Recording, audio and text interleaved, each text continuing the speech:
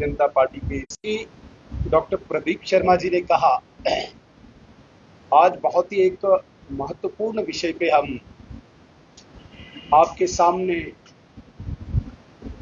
एक प्रेस वार्ता के माध्यम से जम्मू कश्मीर की जनता तक एक विषय या कुछ बातें पहुंचाना चाहते हैं। मेरे साथ भारतीय जनता पार्टी के राष्ट्रीय सचिव और विधायक RS Pura doctor Narendra Singh ji, former minister और एमएलए श्री श्याम शर्मा जी, भारतीय जनता पार्टी के स्टेट के स्पोक्स पर्सन, यंग और डायनामिक लीडर हमारे MLA Udhampur east RS Pathania साहब। हम सब जानते हैं कि 22 अप्रैल को पहलगाम के बाइसरल टूरिस्ट स्पॉट पर पाकिस्तान प्रायोजित आतंकवाद ने भारत के विभिन्न राज्यों से आए हुए निर्दोष मासूम पर्यटकों को धर्म पूछकर, नाम पूछकर गोली। मुझे लगता है कि ये मानवता का सबसे निम्न स्तर पर ये कृत्य पूरे विश्व ने देखा। ह्यूमैनिटी की इससे और गिरावट कहीं और देखने को नहीं मिला, जहां पर टेररिस्ट ने पत्नी के सामने पति को गोलियों का निशाना बनाया, बाप के सामने बेटे को, भाई के सामने भाई को, और यहां तक कहा गया कि जाओ मोदी जी को बोलो।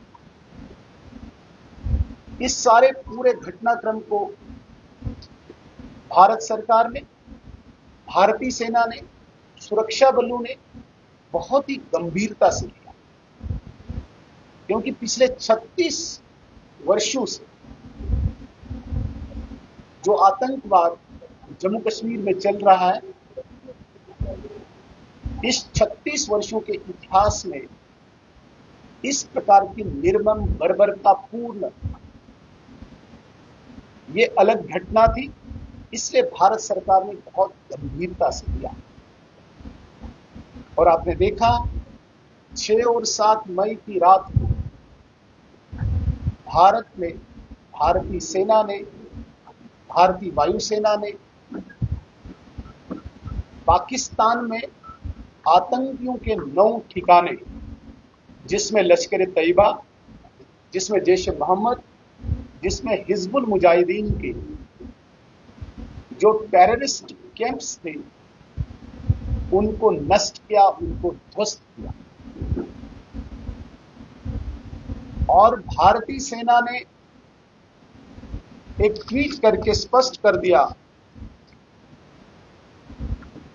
कि हमने non escalatory, non military, non civilian operation Sindoor को संपन्न तो नहीं किया लेकिन शुरू किया, जिससे हमारा मकसद केवल आतंकवादी ठिकानों को नष्ट करना था। उस मकसद में भारतीय वायुसेना सफल हुई और लगभग ऐसा माना जाता है 100 से ज्यादा आतंकवादी वहां पे मारे गए, जिनमें काफी बड़े कमांडर्स भी थे। अगले दिन हमने देखा कि पाकिस्तानी सेना ने उनको जो लास्ट रिचुअल्स होते हैं उसमें शामिल होकर उन्हें सलामी तक। लेकिन पाकिस्तान हमेशा कायरता के लिए बहुत मशहूर है, बुज़दिली के लिए मशहूर है, धोखे के लिए मशहूर है। अगली रात्रि को और कुछ उसी रात्रि को उसने हमारे सिविलियन एरियाज को निशाना बनाया गोलाबारी से, और हमारे लगभग पुंछ में 14, राजौरी में 2 और उड़ी में 1 जाने हमारी गई। कुछ जानवरों का, एनिमल्स का, डोमेस्टिक एनिमल्स का नुकसान हुआ, स्ट्रक्चर्स कुछ तबाह हुए, खेतों में कुछ गोलाबारी हुई, फसल भी तबाह हुई। ऐसा सारा इस पूरे सीमावर्ती क्षेत्र में हमारे सिविलियन एरिया को भी पाकिस्तान ने गोलाबारी से नुकसान किया और भारतीय सेना ने इस प्रतिक्रिया का भी काउंटर रिएक्शन करके पाकिस्तान को वो सबक सिखाया जो इतिहास में कभी उसने देखा नहीं था, विश्व ने कभी देखा नहीं था। पाकिस्तान के 11 एयरबेसेस को तबाह किया, मिलिट्री एस्टैब्लिशमेंट को नष्ट किया और घुटनों पे बल लाके पाकिस्तान गिड़गिड़ाया और सीज फायर के लिए दुहाई देने लगा। भारतीय सेना ने संयम और धैर्य सारी चीजों का ध्यान रखते हुए ऑपरेशन सिंदूर को फॉर द टाइम होल्ड किया और इस कंडीशन पे किया कि act of terror will be treated as act of war. अगर कभी पाकिस्तान ने दुस्साहस किया उसे इससे भी सख्त प्रतिक्रिया का सामना करना पड़ेगा। इसमें मैं और ज्यादा विस्तार से न जाते हुए अब जो हमारी तरफ सीमावर्ती क्षेत्र में जो नुकसान हुआ है, लॉसेज हुआ है, उसके लिए भारतीय जनता पार्टी की सेंट्रल लीडरशिप ने एक कमेटी का गठन किया। हम 5 एमएलएज आदरणीय श्याम शर्मा जी, आदरणीय पठानिया जी, आदरणीय डॉक्टर नरेंद्र सिंह जी और आदरणीय डॉक्टर मनियाल जी को नियुक्त किया कि पूरे बॉर्डर एरियाज में जाके लॉसेज को एसेस करो और एक रिकमेंडेशन या रिपोर्ट तैयार करो। इसके लिए हमने हीरानगर से सीमावर्ती क्षेत्रों में जाने का तय किया और हीरानगर से होते हुए पूरे सुतेगढ़, अररिया, आरएसपुरा, चंब, पलावाला, अखनूर, राजौरी, नौशेरा, पुंछ, मेंढर, स्वरनकोट, उड़ी और अंत में परसों हमने इस पूरे प्रवास को टंगधार में कल्मिनेट किया। ऐसे लगातार 10 दिन हमारी ये टीम पूरे सीमावर्ती क्षेत्र में गई। हमने ग्राउंड में पाया कि काफी ज्यादा हमारे स्ट्रक्चर्स का नुकसान हुआ है। जैसे मैंने पहला ही कहा कि 14 हमारी जानें पुंछ में, 2 राजौरी में, 1 उड़ी में, ये भी हमने गंवाई। कुछ इस ऑपरेशन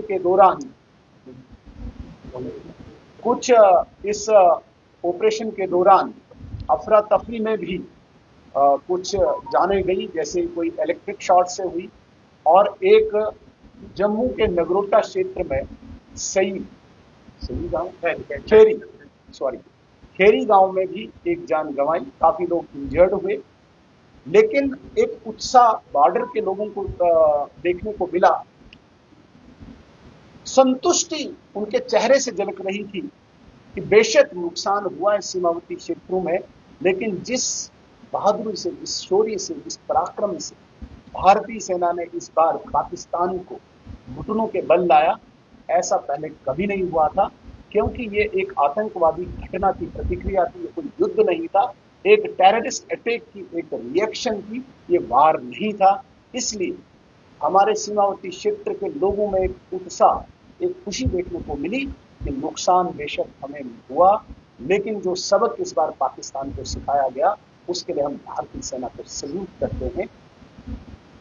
इस सारे में हमने देखा कि लोगों को बंकर्स की आवश्यकता है, लेकिन जो ही भारतीय जनता पार्टी जम्मू कश्मीर की इकाई ने हमारे मिनिस्ट्री ऑफ होम अफेयर्स में ये बात पहुंचाई कि तुरंत हमें कम्युनिटी बंकर्स और इंडिविजुअल बंकर्स बनाने की आवश्यकता है, ऊपर से निर्देश आए और प्रशासन इस वक्त ग्राउंड पे ये काम कर रहा है कि हमने तुरंत इंडिविजुअल बंकर्स को बनाना है पूरे सीमावर्ती क्षेत्र में। अगर कभी भी इस प्रकार की कोई घटना घटित होती है कहीं पे भी, हमें बंकर्स इतने सफिशिएंट होने चाहिए कि हमारे लोगों का नुकसान न हो।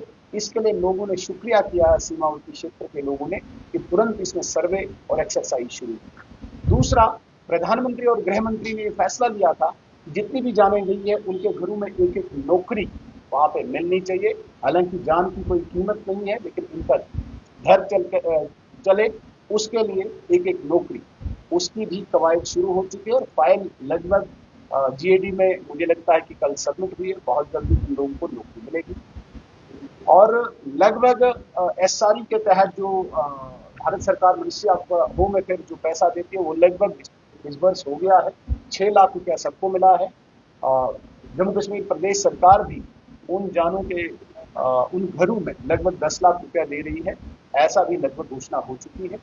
जहां तक इंजर्ड हुए हैं, ministry of home affairs Bharat सरकार का जो निर्णय है उनको भी इस वक्त उचित राशि मिली हुई है इंजर्ड को। लेकिन सबसे बड़ी बात, जो ये घर, जो स्ट्रक्चर्स, कमर्शियल स्ट्रक्चर्स ध्वस्त हुए हैं या नुकसान हुए हैं, उसके लिए प्रदेश सरकार के पास कोई इस प्रकार का क्राइटेरिया फिक्स नहीं है कि हम एसडीआरएफ में जो 1,20,000 से अतिरिक्त कोई राशि दे पाए। उसके लिए लोग चिंतित थे, लेकिन हमारी इस कमेटी ने आश्वस्त किया है कि हमने एक रिकमेंडेशन भारत सरकार को आज लगभग सौंप दी है कि ऐसे पूरे सीमावर्ती क्षेत्र में जितने भी घर गए हैं, मैं अगर थोड़ी सी एग्जांपल देता हूं तो सिर्फ पुंछ क्षेत्र में 690 घर तबाह हुए हैं। उड़ी में पूरे इस बारामूला के क्षेत्र में 534 हुए हैं। इस प्रकार से ले दे के 1,500 से 2,000 घर सारे नष्ट हुए हैं। इनके लिए भारतीय जनता पार्टी जम्मू कश्मीर की इस टीम ने, विशेषकर जो विधायक दल पूरे सीमावर्ती क्षेत्र में गया, हमने रिकमेंड किया भारत सरकार से कि कोई स्पेशल पैकेज देके नॉर्म से बाहर आके लोगों को घर बनाने के लिए उचित राशि मिले। और इन प्रिंसिपल हमें ये आश्वासन मिला है कि एश्योरेंस मिला है भारत सरकार से कि तुरंत ही वो पैसा भी इनको डायरेक्ट बेनिफिट ट्रांसफर के तहत इनके अकाउंट में आएगा, ताकि ये अपना जिंदगी को आगे बढ़ा पाए। 3 चीजें, एक, इंडिविजुअल और कम्युनिटी बैंकर्स जिसकी एक्सरसाइज शुरू हुई है, उन घरों में नौकरी जिनमें जाने चली गई है उसकी प्रोसेस शुरू हो चुका है और बहुत जल्दी नौकरी मिलेगी। तीसरा, जो स्ट्रक्चर्स डैमेज हुए हैं उसके लिए जम्मू कश्मीर सरकार की तरफ से जो एसडीआरएफ के तहत 1,20,000 मिल रहा है, उससे एक्स्ट्रा भारत सरकार को स्पेशल पैकेज देके लोगों का उत्साह बढ़ाए। तो मुझे लगता है कि बहुत जल्दी हमारी टीम, चूंकि हम कल उपराज्यपाल महोदय से सारी बात कर चुके हैं और बहुत जल्दी हम केंद्रीय नेतृत्व के साथ भी मिलेंगे आने वाले दिनों में। यदि इस प्रकार की घटना, अप्रिय घटना, कोई ऐसी अप्रीहेंशन भी है बहुत सारे लोगों को, अगर ऐसी घटना घटती है तो हमारे लोगों को कोई नुकसान न उठाना पड़े, हमारे लोगों को, सीमावर्ती क्षेत्र में रहने वाले लोगों को कोई परेशानी का सामना न करना पड़े, इसके लिए भारतीय जनता पार्टी कमिटेड है इस पूरे सीमावर्ती क्षेत्र के लिए। इतना ही मैंने आज आपके समक्ष जानकारी देने की। बहुत बहुत धन्यवाद। यदि किसी ने कोई प्रश्न पूछना होगा।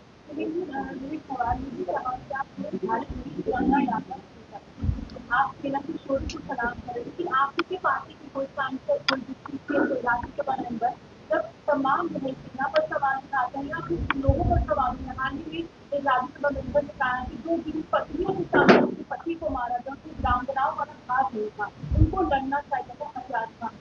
देखिए, कहीं भी इस प्रकार की यदि कोई बात आती है, भारतीय जनता